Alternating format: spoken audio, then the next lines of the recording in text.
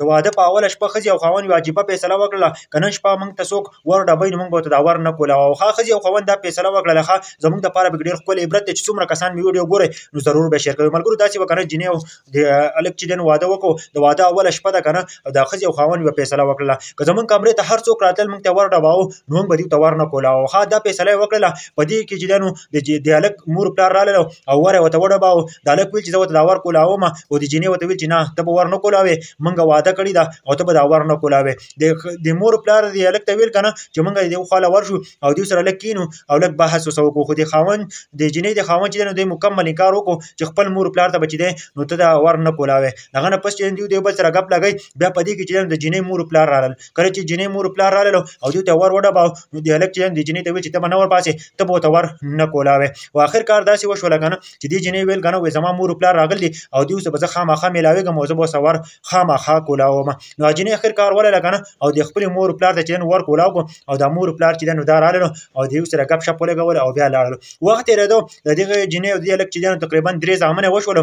بیا وخت تېرېدو تقریبا د دې چې دی نو یوه لور وشوله. چې کله یوه لور وشوله که نه د دې هلکو نو دې هلک چې دی نو په دې باندې یو غټ پروګرام وکړو، ټول علاقې ته یې وویل او دوی یو غټ پروګرام وکړو. دې ښځې د خپل خاوند نه تپوس وکړو چې زموږ 3 زامن شوي دي خو تا چې دی نو دومره غټ پروګرام نه دی کړی، تا ولې په دې جینۍ باندې یو غټ پروګرام وکړو.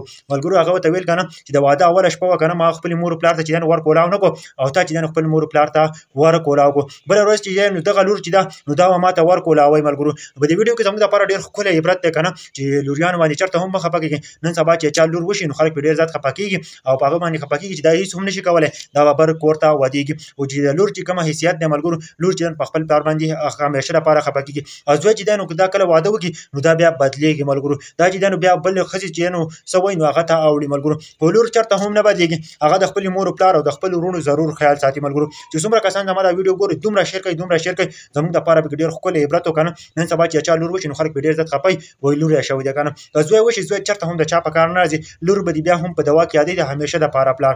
او دا زامن چې دی دا تا په دوا کې هم نه یادوي او بیا به چې دی نو یو څو ورځې چې دی نو یو پلار وفات شي نو بیا یو څو ورځې وي او بیا به چې دی نو هغه هم هېر شي. ملګرو نو تاسو ټول کوشش کوئ چې په لوریانو باندې مه خفه کېږئ. الله پاک وایي که نه چې زه به چا نه راضي شم نو زه هغه له لور رحمت دی. ملګرو په دې چېرته هم مه خفه کېږئ چې څومره کسان مې ویډیو وکتئ ضرور یې شیر کړئ. نور یې داسې ویډیو